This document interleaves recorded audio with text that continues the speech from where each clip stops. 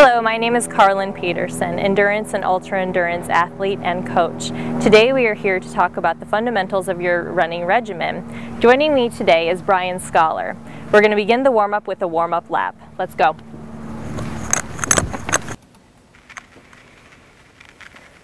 Okay, when you've completed your warm-up lap, it's important to add some dynamic stretching. In other words, stretching that incorporates movement. So Brian here and I are going to begin by showing you a few dynamic stretches to incorporate into your warm-up.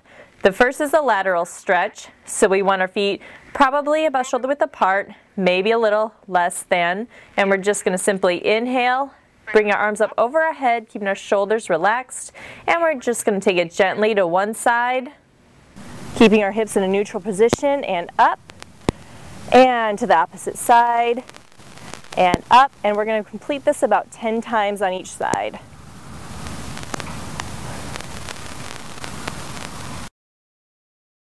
Okay, next we're going to move into the lateral lunge. We're going to begin by taking a nice wide step, keeping the hands on the hips, torso upright, and we're simply going to begin by lunging to the right, keeping the feet planted, and up, and to the left. We're going to complete about 10 repetitions on each side.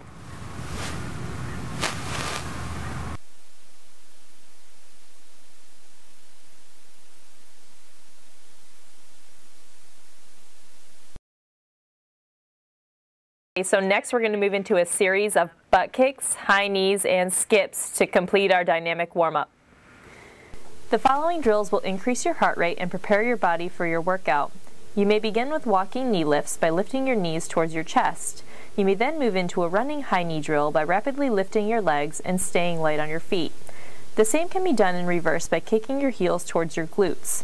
Power skips are done by pushing off of the base leg, lifting the opposite knee, and swinging the arms in opposition. Next, we're going to discuss form from head to toe, beginning with the head.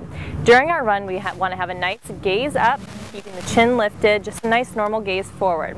We want to make sure our shoulders are down and relaxed. Our arms are about 90 degrees.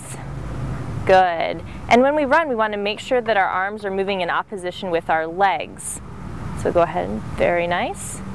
We also want to make sure that we're not swinging our arms across our body. We want to keep them moving in a fluid motion side to side along our body. And when we run endurance, we want to make sure we have a slight knee lift. We don't need an extreme knee lift as if we were running in a sprint. There we go. We want to keep our strides nice and short. And when we plant our feet, we want to make sure to plant between heel and midfoot and then roll forward, pushing off to give us maximal force when we run. In conjunction with your endurance training, it's a good idea to incorporate speed work into your workout to eventually pick up the speed of your pace. Brian here is going to be demonstrating the fartlek drill, in other terms, speed play. So he's going to begin just jogging normally at his normal jogging pace, and then he's going to be picking up the pace for approximately 20 to 30 seconds, or anywhere that you set it, and then he's going to slow back down to his normal jogging pace, or even to a walk if you choose.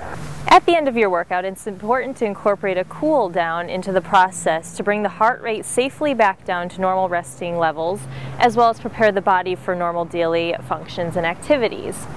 Today, Brian and I are going to be going over a series of basic stretches to help you do this, beginning with a chest expansion stretch. So we're going to take our feet about shoulder width apart, maybe a little less than or further. We're going to clasp our hands behind our back, keeping the shoulders relaxed and down. We're just going to simply open the chest. And we're going to hold each stretch for about 30 to 60 seconds. From our chest expansion, we're going to take it down into a lunge. So coming down, I'm going to make sure our hips are squared ahead. Now from here, Brian is going to demonstrate a basic lunge to help stretch the hip flexors, while I'm going to be adding in a variation with the quadriceps stretch.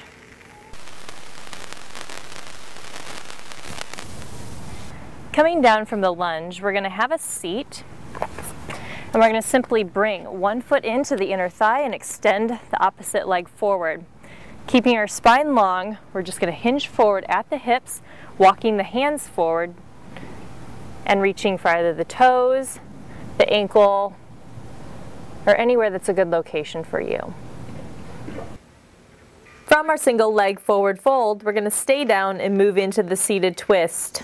Coming upright, We're going to keep the left leg extended forward, crossing the right leg over the left. Keeping the spine long, we're just going to simply start twisting to the right and hold here for about 30 to 60 seconds.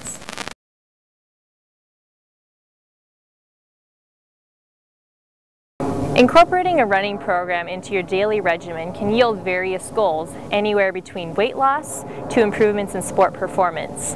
To avoid burnout, make sure to find your foundation and build gradually from there by setting realistic goals. Write down those goals and be ready to commit to them.